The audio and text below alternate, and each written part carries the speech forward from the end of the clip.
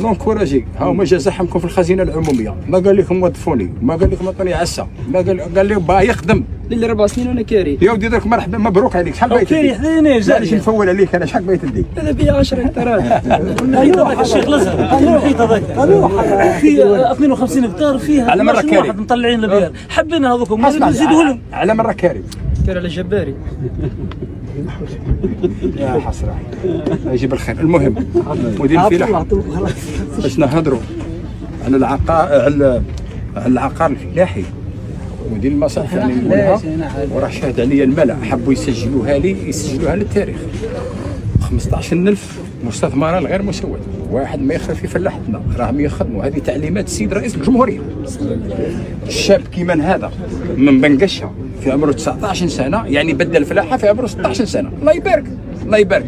ما يقعدش يكري على الناس، كل واحد مرة يصدق عليه. كاينة الأرض ونعطوه.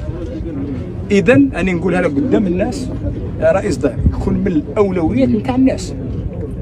وماذا بيا اللي عنده صحابه كي من ذا يجيبهم ويخدموا على أرواحهم.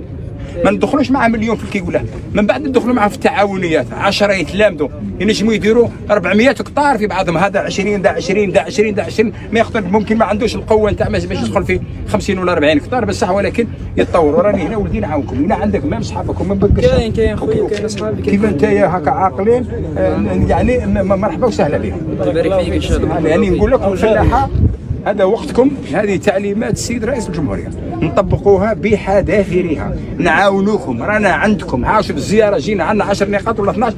الوقت نتاعنا لو كان نسيبون ندوه كاع حنا. اسمع